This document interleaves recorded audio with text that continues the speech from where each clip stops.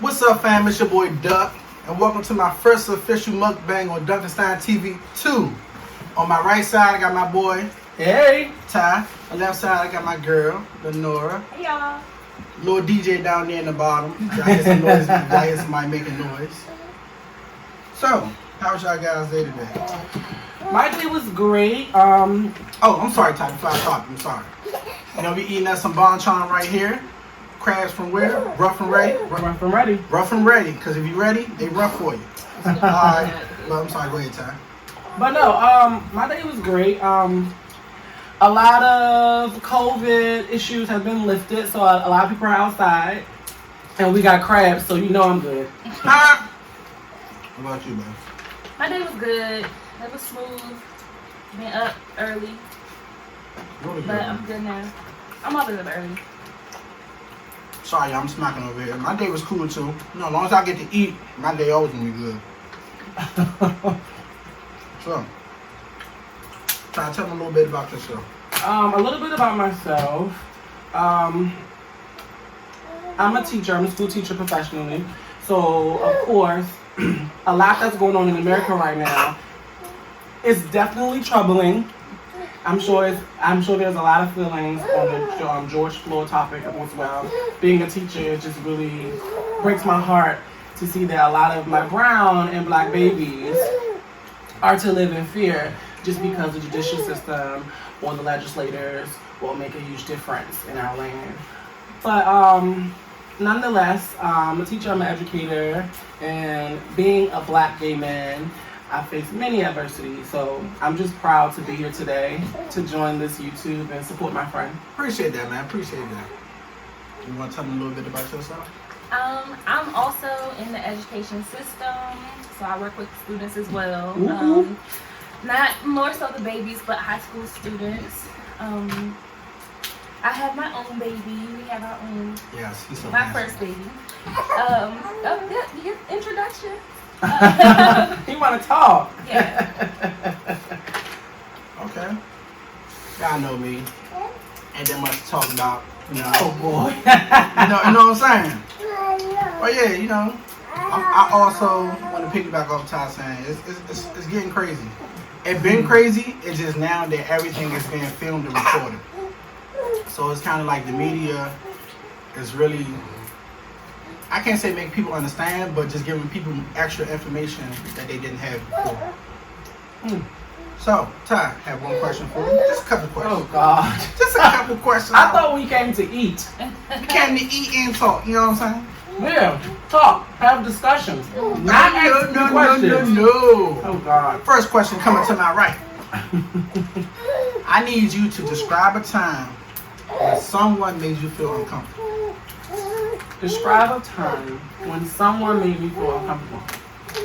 You and these questions. No, so for be for real, a time when someone made me feel uncomfortable. It will be in middle school where, because a lot of people, even to today, me being a teacher, it is extremely, let's just be very real, it's extremely hard for some teachers to have a child who is very different in their classroom. So I was very different. I was a different one in my classroom. So any 90s baby will agree, when we used to have recess in school, they used to separate the girls from the boys. So like if there always was like a field and a playground, and the boys would typically be told to go to the field and the girls would have to stay on the playground. So we're in the field, so like we had to make up games on the field, like football, kickball, and those were things I wasn't really like good at. And like boys teased me about it, made me feel uncomfortable about myself, it made me feel uncomfortable to feel apart. So that was a time where I felt mostly alone and felt like, you know, I was different and I didn't feel like I belonged. I can agree with that. I'm gonna also tell you this food is a little spicy. Also tell you guys the time I felt uncomfortable. So, what grade was I at? Or do I want to use that scenario? I got it. Let me see. I'm gonna use school. I was in the 10th grade, and I was in NJRTC, right? A lot of people when you in activities like that in school, if it's not sports, a lot of people kind of look down on you, or just don't agree with the situations that you have chosen. So I was in NJRTC, and I think this is around like this is after school, and I really enjoyed the program, by the way. But this was after school, and one of my friends. Well, I thought it was a friend, but one of my friends was like, man, why you wearing that uniform? Man, you look weird, man. You look like this, man. You dressing like that. You know, you want to do this, you want to do that. I'm like, bruh, I can do what I want to do when I want to do it. It's a choice that I made. If you don't agree with the choice I made, I understand that. It's okay to agree to disagree. But he made me feel really uncomfortable that day, and I was like, I thought you was my homie, my bruh. Like now, I'm thinking like, do I really want to do this? Is this how people view me? Is this how people see me? And it just had me thinking about it. And I felt, I can't say betrayed. Yeah, I can't say betrayed. I felt betrayed because I thought, your friends supposed to support you. Yeah, if nobody do, your friend's supposed to support you. And it's a good thing. NJRTC told me a lot. You want to share? Believe it or not, I don't really have a lot of experiences like that. Like, I really don't have that many experiences where I felt uncomfortable by someone else. Mm-hmm. Maybe, what's going on with you? Maybe experiences where I'm uncomfortable with my own, through my own opinion, but not more so someone making me feel uncomfortable. Okay. I agree with that. I think, just to talk about what you said, I think a lot of the times as guys, we were discriminated against the most. Like we were brought up, and females as well, but we were like put upon like, you're going to be a football player, you're going to like the color blue. The stereotype. We were put on those stigmas, and we were like forced to believe in them and also make them our own. Like I was forced to like the color blue or green, like purple and pink was just not for it, just wasn't. Like because you're a boy, you're going to be a football player, you're going to be a basketball player. Tough. So those things were normed in schools as well. So like when you went to school, you thought that would be a place for you to be safe. Yourself. Yeah, and be yourself. Like that was a safe place for some people, but in actuality, that was just a more place to push upon people's like beliefs and like home perspectives. Which sucked, and it, unfortunately, like with your situation, it put people in situations that made them uncomfortable. Like, no, this is the norm and this is what you have to do. So, I totally understand that. Yeah. Did that answer your question? It did. You gave me a little extra, but I appreciate it. It's always good to have extra. Just 2 more questions. I'm gonna let you eat a little bit long, because I know you're doing crabs and good. They're so good. I wish I could eat some. Why don't you eat them? I don't know if I'm allergic to the seasoning. You're allergic? Once I eat them, I either throw up or just get come on, bro. I either throw up or get sick. The other day I had some, I didn't feel that bad. But I ain't chancing it this time. So, one more question I'm gonna ask you. Well, 2 more questions. What is it called? Have you experienced racism? And if so, what advice can you give to someone who hasn't? You want me to go first? Yes, I have experienced racism. So let me tell y'all. So when I was in high school, and Lenore can attest to this. When I was in high school, I did not believe in racism. Like I thought that all people were kind. I thought that all people were the same. I thought like if I'm good to a person, they're going to treat me the same way I am to them. Wrong on so many immature levels. So after high school, I went to college and I went to a predominantly white school. And I went to Penn State University. And that school was predominantly white. And before I went to, the big school, I went to a small school, which was called Penn State School Call. And the experience there was lovely. The people there were lovely. Penn State School. really good school, but outside of the community, outside of the campus, they were really mean people. They were very unkind. I remember walking across the street and the guy tried to run me over and was like, "Get your black ass out the street." Like, those are his exact words. And to me, it was just like, this person in his car noticed my skin color. Intention number one. Two, this person felt a sense of rage towards my skin color and decided to roll his window down and make a comment.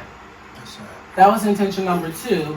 And then intention number three, this person decided to use his rage to try to harm me. So that was intention number three. So I was just like, yo, racism is real. And another experience was like, me and my friends, I went to school with a lot of my other friends from high school. And we went to a restaurant. Was it a restaurant? Yeah, it was a restaurant. And we told them there was 5 of us that needed to be seated. And the host, she was a white lady. Mm-hmm. So we waited, and another group came after us, and they were white, and they got seated. And we were like, hey, so we were here before them. Is our seat ready? And she said, not at the moment. So then we sat back down, and then another group went, and they were seated.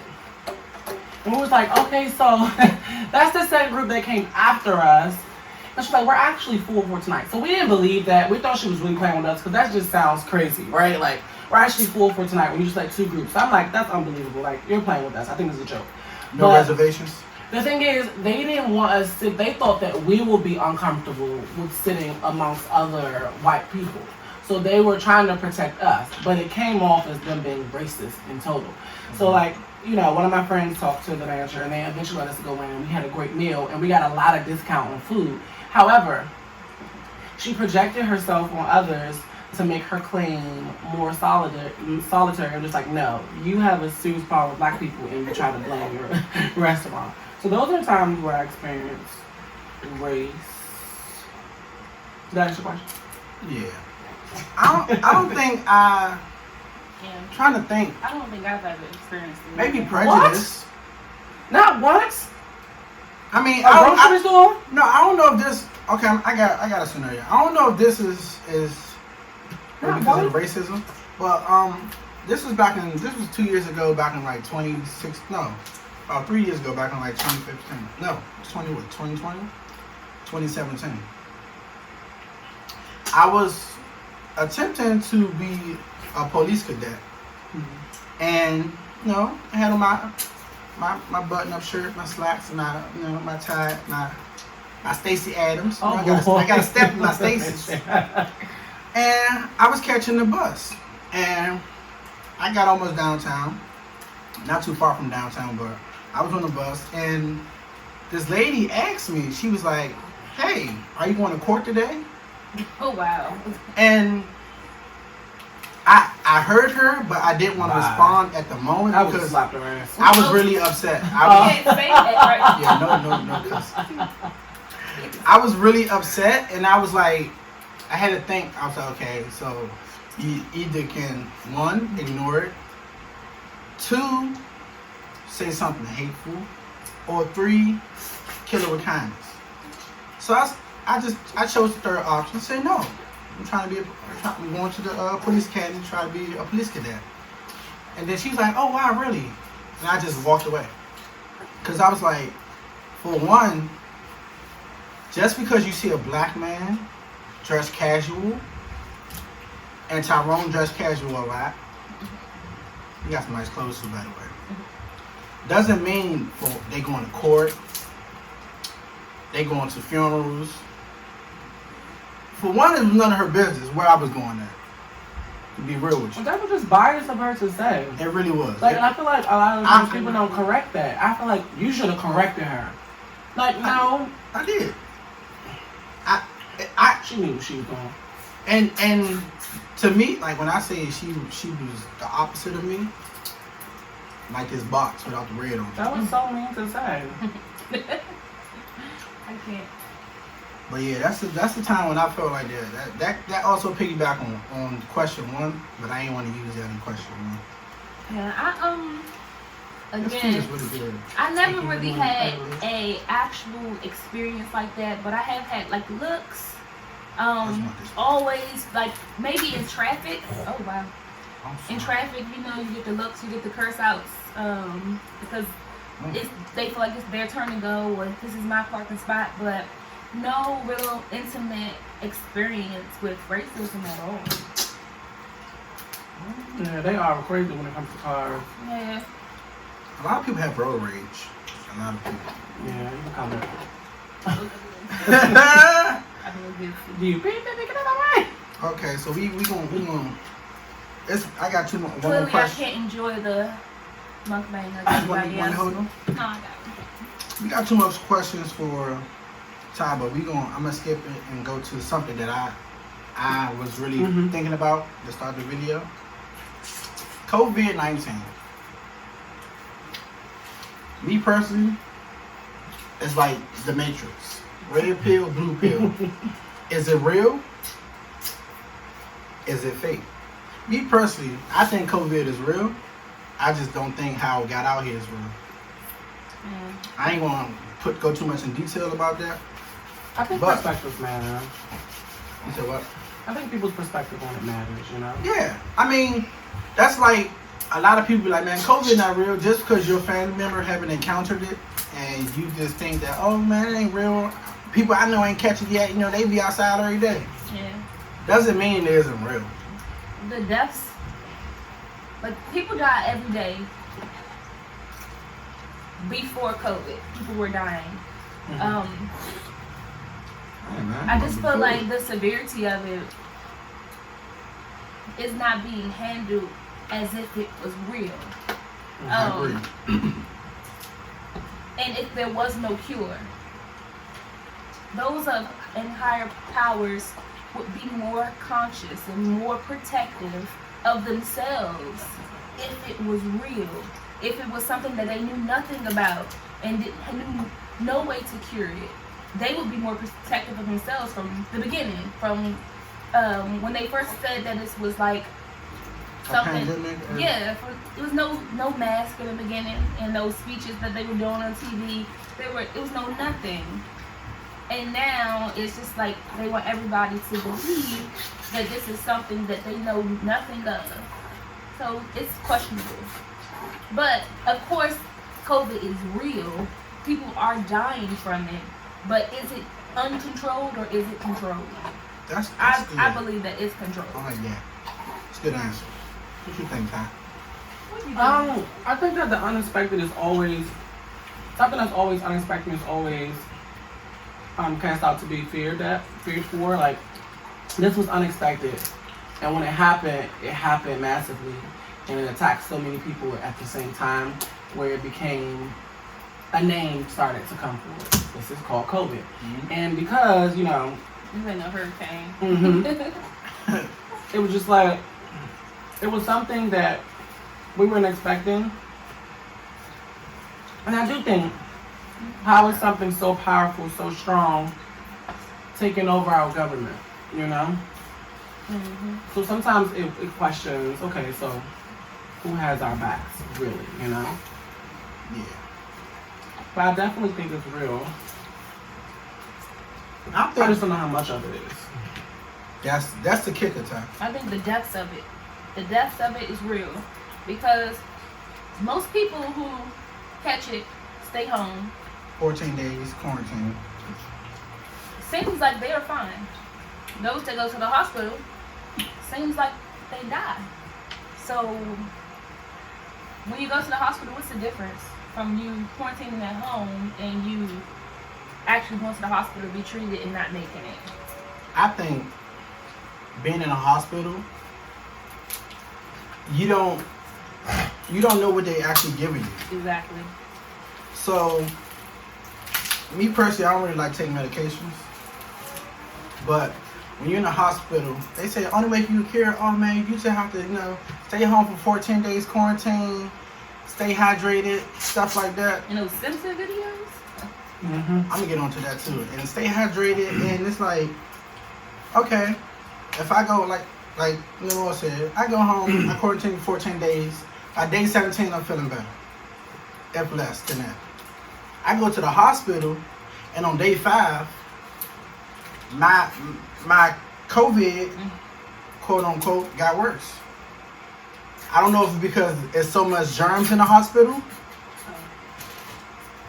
Is it so? You need some more? Is it so much germs in the hospital, or the stuff they give you is not right? And it happens. It happens a little more on a darker people side, because you got to think about it. If this pandemic, quote unquote, was really real, why are you still sending people, quote unquote, essential workers to work? If this is something that was really real in life or death situation, you still sending us to work. And let me get on the police officers. They don't wear masks either. If this pandemic was real, and y'all say it's really dangerous to not go outside with wearing masks and being in a crowd full of people. I don't give you the crowd full of people, because I don't like being around a lot of people.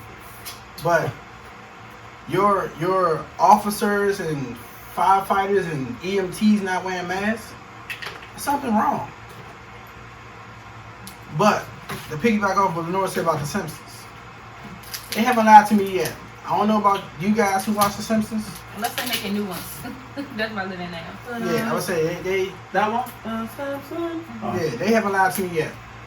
Episode, I don't know exactly what episode it was, but it was a episode where Homer ordered something from China, and the people that worked in the factories in China coughed in the box that Homer ordered and sent it to the U.S. And when he opened the box, it came out like kind of like flies and bugs, and then on the news it said COVID-19, and that right there showed me that it's real, but is it controlled? It's a little hot in here too. There's so much that can be said on that topic. But Yeah, but I'm gonna go back to what we was talking prior to that. Question number 3. But them crabs good, ain't they, man? Yeah, so good. What's these names? Where you get these from again? Rough and ready. Rough and Ready. Oh, for real? I haven't That's got a Maryland, one right? one. That's in Maryland, right? Yeah. no, it's in DC. DC? It's in DC? Who ran Chillum? No, it was on the DC side. I think, anyway. Rough and Ready. Yeah, I think it's DC. I don't know. It's right by the line. Right by the border. Question number 3. How are you guys feeling about the George Floyd incident? I think that's a tough question. Yeah. Tough topic. It really is. I think it's very sensitive. I think all I can say is that there are many different feelings about it, but I think one of the feelings that need to mean like precedent is that was wrong on so many levels, and I do believe that it needs to be addressed. It does. I do believe that. However, it needs to be addressed to the right people who can actually put action into the work. I agree. It's really hard for me to talk about, but what I'll say is the fact that we can watch a movie, and I think the other day I watched the Madam C.J. Walker series, and in the show she said they are killing our people, and the fact that this was in like the whatever year that was, and it's still happening. Yeah. It's still happening. So it's like, how many years is going to go by and it's still happening? Yes, we are evolving. Yes, we are growing as a country, the world, but this is one thing that just we haven't been able to shake. Yeah. And it's racism always been around. Always. It's just now that it's on a global scale because everybody has phones and social media can take a post that's been up for 15 seconds and trend over the internet. And once something on the internet, don't go away. Yeah. So my thing about it is like that how the officer carried the situation. It could have been handled probably 5 times differently than how he handled it. I was watching a video on Instagram, and a UFC fighter by the name John Bone Jones. A lot of you guys know him. A lot of you guys don't know. He was saying that the pressure on the guy's neck was worse than getting your. He said pretty much he was saying the dude was using a submission move on George Floyd, which I don't understand. If you had the man handcuffed, laid on the ground, you officers always say it's strength in numbers. It's 2 people versus 1 guy, as the video states, but I know it's more officers around there. Come on now, man. Yeah, that's a lot. Come on. The man handcuffed, he already down. Why do you have to press your knee on his... If it could have been different. You could have had your knee on his back. Yeah. You know? My You heart. had your knee on the man's neck. And I haven't watched the video. I just heard people talking about it. I can't see nothing like that. That's traumatizing. It really is. I've watched it. My heart and my thoughts just goes out to his family. Yeah. My condolences. I've definitely seen the video, and there are many different videos which also pushes out the parents' privacy, and it pushes aside how they may be feeling about those things, you know? Like, I can't even imagine going to, like, Facebook or any type of social media outlet and seeing my son, you know? Yeah. Of course, you know, everyone wants justice, but everyone wants justice in, like, a fulfilling way, a lovable way. And sometimes it's just not going to be that way, depending on the circumstance. Mm-hmm. And for that circumstance, that was just a really big one, especially during this time, that it happened caused a riot, you know? And riots turn into hate. It's like we can't just be in COVID. Right. Like, 2020 already a messed up year. Sometimes you need Martin Luther King's. Sometimes you need to be Malcolm X. And I think we had too much. I'm not saying riot out there. I'm just saying our peaceful protest never works. And if it do work, it doesn't last for a long time. I wouldn't say it doesn't work. I just think that it's not heard. I think that it's heard. It's just overlooked. It's overlooked. I would say that. I definitely agree with that. I think it's overlooked and it comes off as negative. It comes off negative for some people. Some people just don't deal with it, you know? Yeah. And it can be dangerous. Or it's not as important, or there's other things that need to be done. They're going to get around to it, or... Mm-hmm. But my thing is this, like, this is not the first incident that a cop killed an African American or a black man. This is not the second, third, fourth, fifth time. This been going on even when Rodney King got beat. I mean, I understand, you know, it was a high pursuit, but come on now, man. This been going on way back. Yeah. Right after slavery. Well, slavery never stopped. Mm-hmm. But, you know, like, it's just like now. Oh. It's just like now in 2020, we getting fed up. And like me as a dad and have like African American kids, like I feel for them. Like I really feel for them. It's like, how would I feel if that was my child that had a knee on his neck? Like, I'm scared. I'm scared to raise my kids in this society without them, you know, feeling the way I felt about a lady asking me, am I going to court? Like, it's small things like that matters that people don't see. But when you have African Americans out here rioting, you want to put that on every news channel. It's sad. It really is sad. Wow. And it touched me in so many different ways because I'm not one of the people who saying, you know, let's go out here and let's go do this. But we need to be heard. And like Ty said, we need the people who actually can do something about it to hear it. Yeah. Shannon Sharp, a Hall of Famer tight end. He was saying we need the people who we need the Caucasians, the white people out there, who's saying that they sticking up for us to speak, to use your voice. All the football players, basketball players, the people who you don't even have to be in sports. You have a name, use it. You have a word, use it. A lot of people don't use it. Mm-hmm. And I understand that. That's why. I understand that. My opinion. Kaepernick. Colin Kaepernick. Peaceful protests. He kneeled during the national anthem. A lot of people feel like it's disrespectful. That song is not for us. It never was. The song wasn't even made by Americans. It's made by a Frenchman. Like, it doesn't make sense. But I'm not gonna go ahead and get in depth with that because I can talk for a whole hour and 45 minutes about that. This food's really good too. I haven't moved away yet. Like Ty said, my condolences go out to his family, and I hope it be changed. You know. And Ben Franklin said it. I refuse. You know, I don't mean to say this, but Ben Franklin said it. There will be no change if it's no blood shed. That man on $100 bill, so you know he keep it 100. It's like, nah. Question number 4.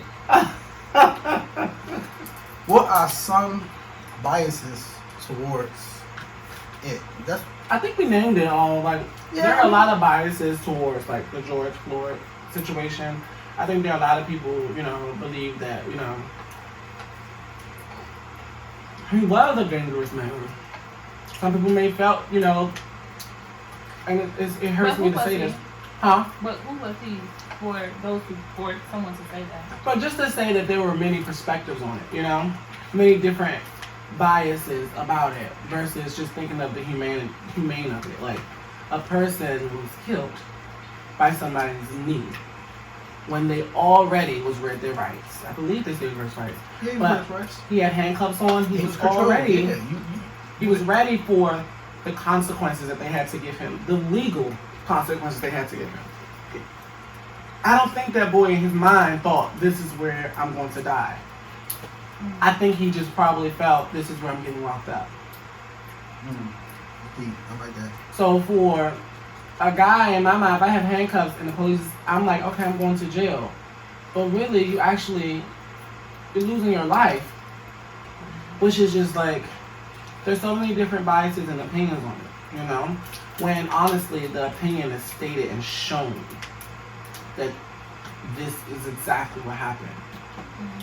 He was arrested and he was killed. In the hands of people who's supposed to protect you. Serve and protect. It's like nowadays, people rather deal with stuff themselves than call police. Like,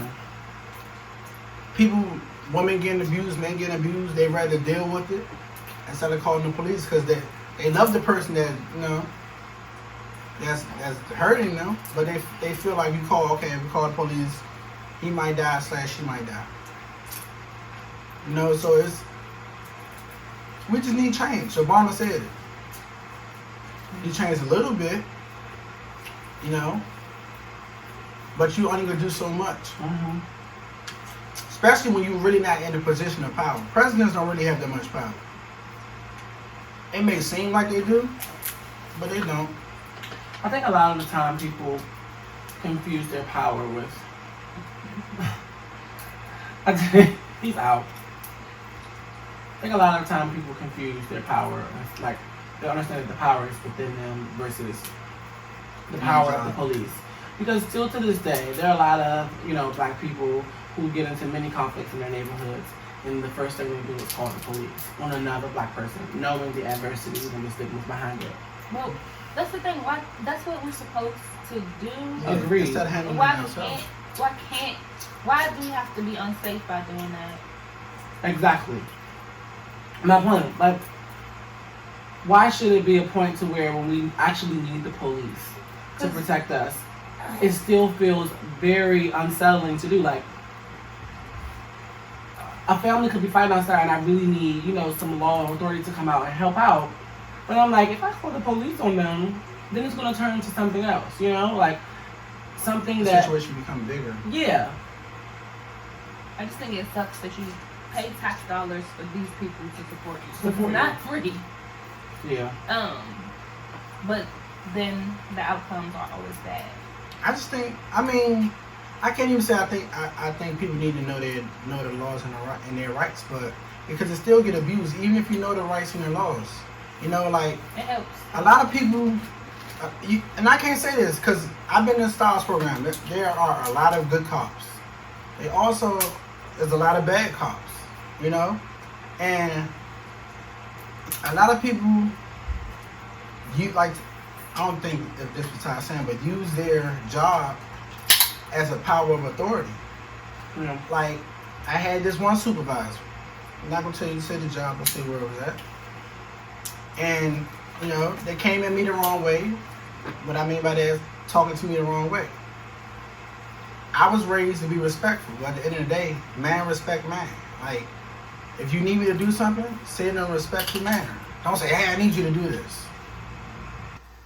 This concludes our mukbang, man. Thanks for tuning in. We touched on a lot of key important parts. Racism, George Floyd, COVID-19.